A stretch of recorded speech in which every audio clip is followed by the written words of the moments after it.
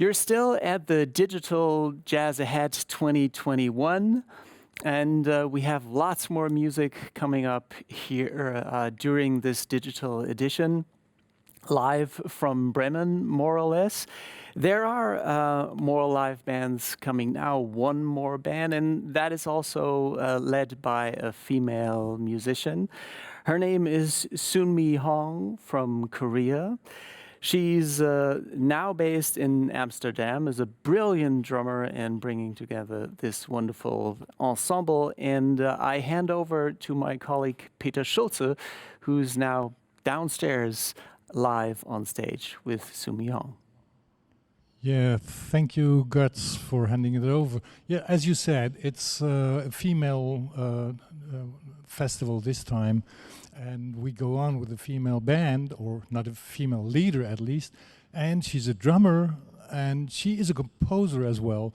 There are not that many drummers who are good composers as well. I mean, Paul Motion is one of them, but Sunmi Hong is one as well. And she has a band together in Holland that is of Italian, Scottish, and Korean origin. So here's Sunmi Hong Quintet. Enjoy.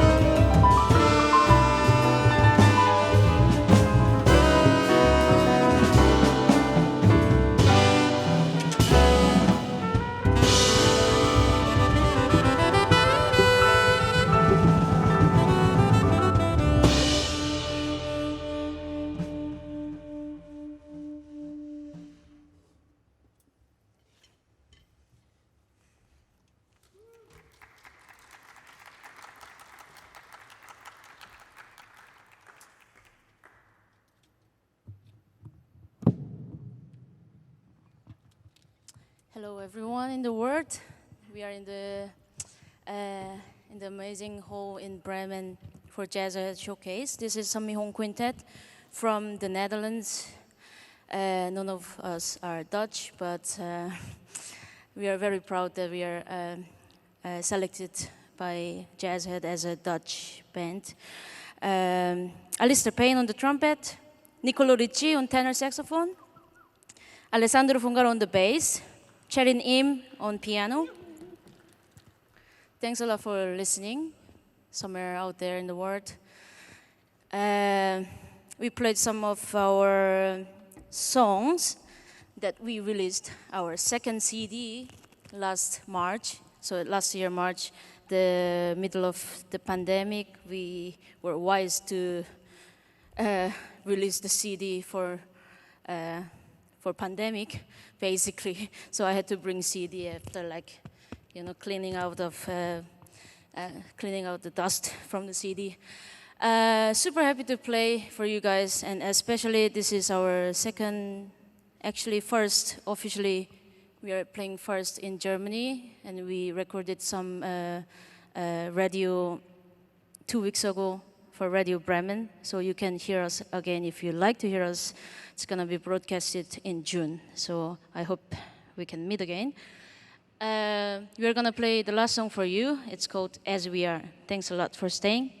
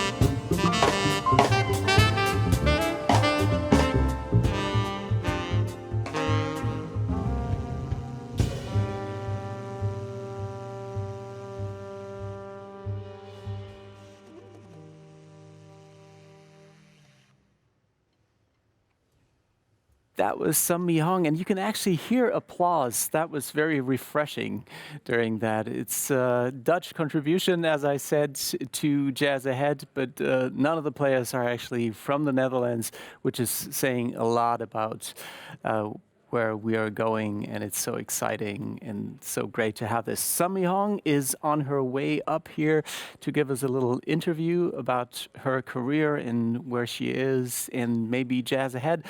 But while I was watching this, I was reminded of an article I read on Sun Mi Hong on a website that I frequent quite a lot called London Jazz News. And we have with us, close together from afar, Sebastian Scotney, who is a regular visitor to Jazz Ahead and who is live with us via Zoom, of course. Sebastian, are you there? I'm here and very happy to be here. Thank you. Good to see you, Götz. Very good to see you. I mean, at this time of year, we would have seen each other here and hung out, but at least, you know, I get to see you on a screen. And your head is much bigger than my whole body, which, well, that's how it should be. You're very kind. Sebastian, when I asked you about this, if you wanted to do this interview, of course, you know, you're doing a lot for Jazz Ahead. You're translating most of their text because you're not only fluent in English, but in German as well. But then at a later point, you sent me a link to a blog because I said, you know, maybe you can talk a little bit about what the situation is like in England. And I enjoyed this article so much. I mean, of course, it wasn't really enjoyable, but it spoke from the heart. And it really, you know, it was rather dire, I would say. Can you second that emotion? Yeah, I mean, that was a piece from Pete Cater, who's a very distinguished drummer here and, has been, has had a big career here, running his own big band, playing with all sorts of people. And what he was expressing is a feeling that I get a lot from people in the jazz sector and in the cultural sector generally here, is the frustration at feeling that people are being left behind. I mean, I know somebody who runs a big public art gallery who is basically just howling that a shop like Primark, the cheap low-end retailer, is allowed to open its doors, but an art gallery where people are going to be much more distant is deemed for some reason to be unsafe. So we're kind of we were going through. I mean, we're lucky. I mean, the vaccine program here has been, has rolled out very fast. I mean, someone of my age, I had both of my vaccines by the end of March. And, we're waiting for this process of unlocking to happen. But, we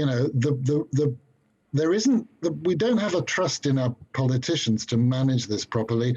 And there is certainly from everybody that in culture, that kind of frustration that the value that there is in our music industry, in our culture generally, is not appreciated. And that article by Pete Cater kind of summed that feeling up very well indeed. I mean, there are positives, and in the few minutes that we have, I will come on to those as well. But there is a mistrust in our politicians, one of whom, and it'll be obvious, tells lies as naturally as he breathes.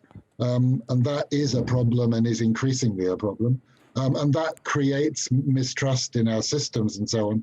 But, there are other. Get the negatives out of the way. I was sitting in the garden of a singer on Sunday who was booked in Switzerland and has had to cancel because of the costs of the tests and because of the need for the band to quarantine. They came back.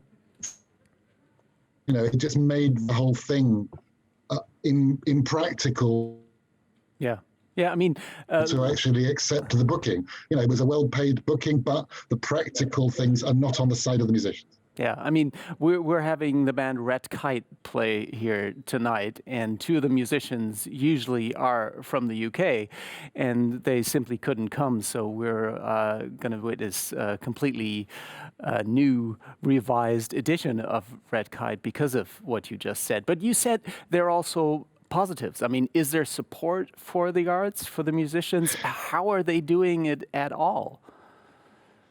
I mean, there is some support there, and I think what I'm always amazed by within this community is the creativity and the ways that people will find to reinvent themselves. And I mean, that's not just true of this country, but it's true of a lot of places. That when you've seen the way that some people have adapted their art. I mean, to me, Leanne Carroll, the singer, is one of the wonders of the modern world, and she has been just totally active with the streaming. When I see the 606 Club or the Vortex, these are flexible organizations that have been ensuring that musicians get the platform to perform that they need and that they deserve. So the will to make things happen that comes from this community is amazing, and that is something that can always, I mean, that's what keeps me going and what keeps those of us who commentate and who want people to understand. When you see that creativity, you are always inspired by it. I think also, I mean, this is the moment when we as an exclusively internet-based provider of news and of content, and thank you, Götz, for being such a loyal reader of what we do. We have had year on year for the first quarter of this year, the rise in our traffic has been 72%. So, that in 1 year, from the first quarter of 20 to the first quarter of 2021, shows that there is an appetite there. And also, I mean, as things start to unlock, I mean, I was just looking, there's a festival taking place in Southend, and the man there organizing it says, the moment I put this on sale, people, the appetite from, or the audience is there, and other people who are running venues have also said that to me, that, because people have been deprived of this kind of human contact, this kind, the atmosphere, the demand is clearly there for, once things unlock, for people to get back to doing it. Great. Thank you, Sebastian. Thank you so much. I really appreciate you doing this and for all the good work you've done for our community. I'm going to leave it at that. Thanks very much, because we already have our next guest here. As someone who wrote for London Jazz News said in their article, the Korean-born son, Sumi Hong, who was just playing here, welcome. Thank you for coming up here so quickly. I appreciate so much for your invitation. Yeah, I mean, I was excited to hear live music again. I was excited to hear your band and the way you played your compositions. I really, I really appreciate you being here and for making this possible. Thank you. Did you travel here by car, or did you take a train? Yeah, by car. We traveled from Amsterdam to Bremen yesterday. Yeah. So it was a pretty easy drive for 4 hours. You've been living in Amsterdam for a long, long time, and I read that initially, making up your mind, going from playing the piano and being put off by a first performance, and then convincing your parents that drumming was your thing by actually all the time doing like little drumstick, chopstick drum licks on the table at home.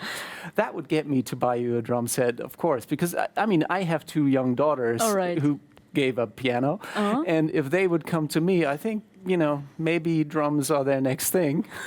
How long did it take you to convince your parents? My God, it took 5 years, but it felt like 50 years. Wow. Well, you must have been very persistent. Yeah, I tried to be. And what happened when you finally got drum lessons and you were really playing the drums? Well, that was walking in the heaven, probably. I'd never been in the heaven, of course, but I would describe like that because I was so thirst of playing drums. So first day of lesson, the metal drummer, who plays as a hobby, and he had a drum academy in my hometown. And I went there, and we had a lesson for 1 hour, playing 16 notes on each thumbs. That was my first lesson, and I loved it. So I stayed for 4 more hours, After that, I asked my teacher, "Can I please stay here? I don't want to go home." So I did that for 4 hours, and it was so fun. And he was a metal drummer? Yeah. So your footwork is really good. Oh no, then I quit it after 6 months because he really against me being a professional drummer. Really? Yes. Wow. You rise to resistance, right? Yeah. I mean... But then what made you move to Amsterdam? I mean, you know, there are many other places if you want to become a drummer, and maybe, were you already into jazz at that point? No, I wasn't.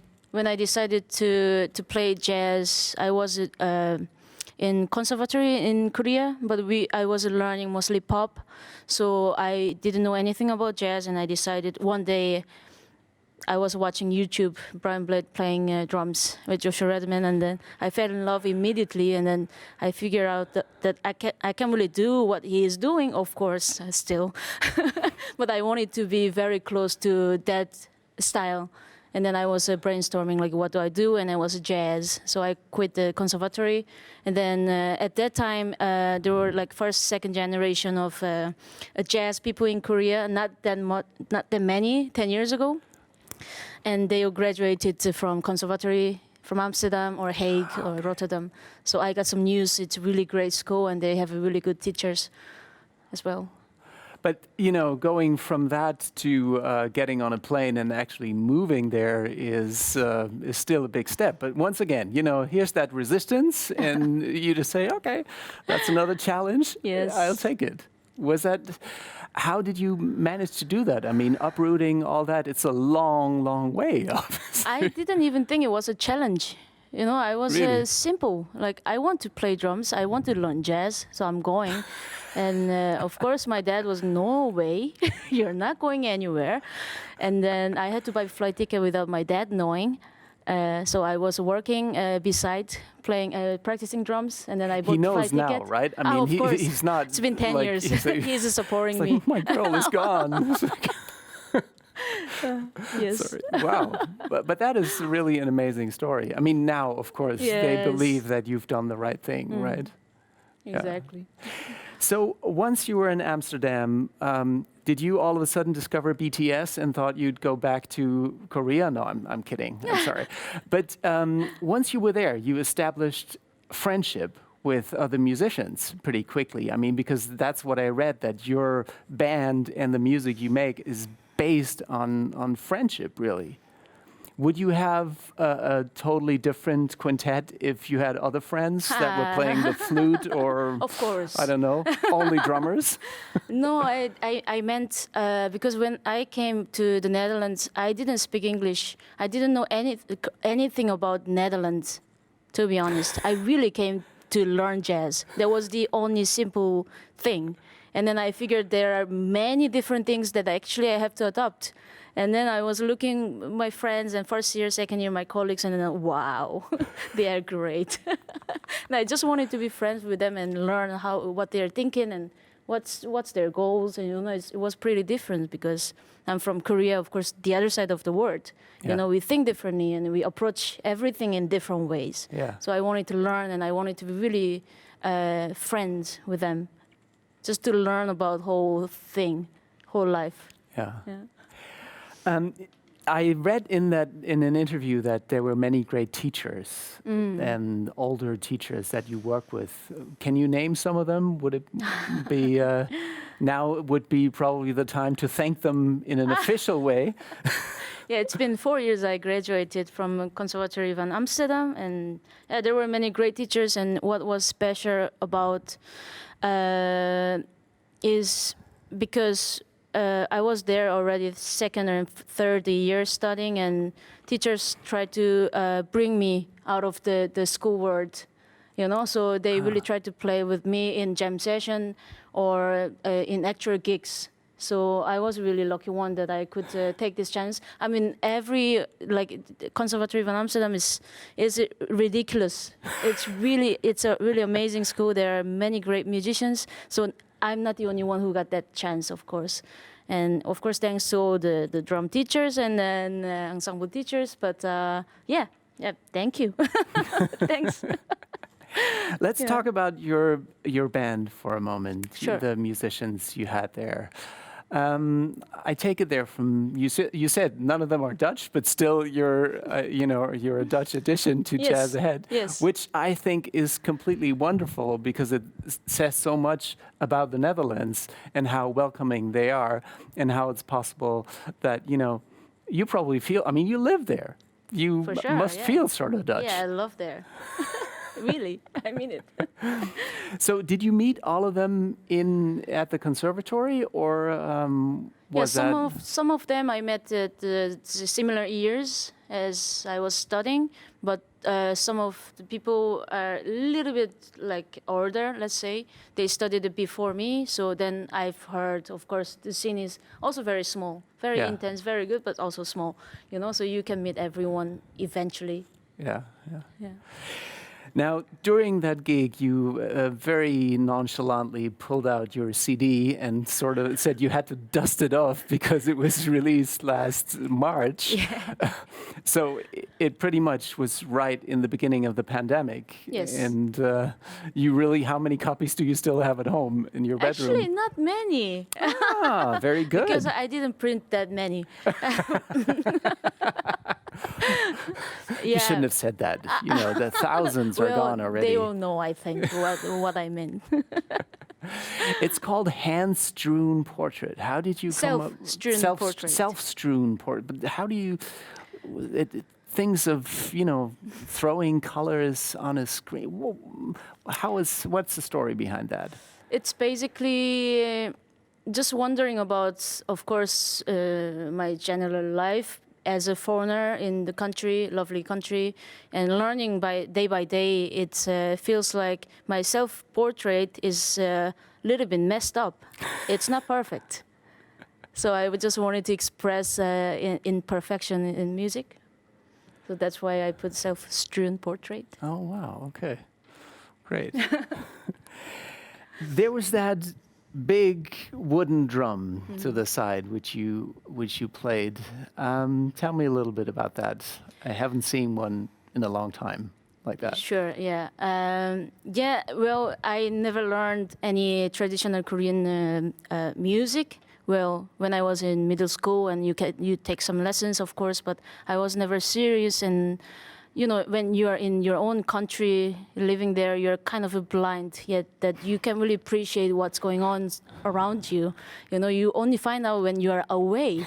Your life is a little then and then a lot of people ask me about Korean traditional music, and then I got a little bit into it and listening a little bit of traditional music because of my friends. That was a good opportunity for me, and then I decided my songs are, because I write music that, of course, I cannot ignore my childhood feelings or my parents or my family situation, of course. So it's all in music, Right. And then I wanted to involve a small part. Yeah. And then it fits in music as well. So, yeah. I read that you grew up in the church, and that was really where you came in connection with music, right? Yes, yeah. What kind of church was that? Was it a Baptist church where you Protestant church, and then that's where basically I learned drums in a how you say? Yeah, I learned drums, not physically. I learned there, but how you say? Mentally, I was prepared, like what I have to focus on, and I grew up in church because my parents were in church almost every day and doing service there and helping people.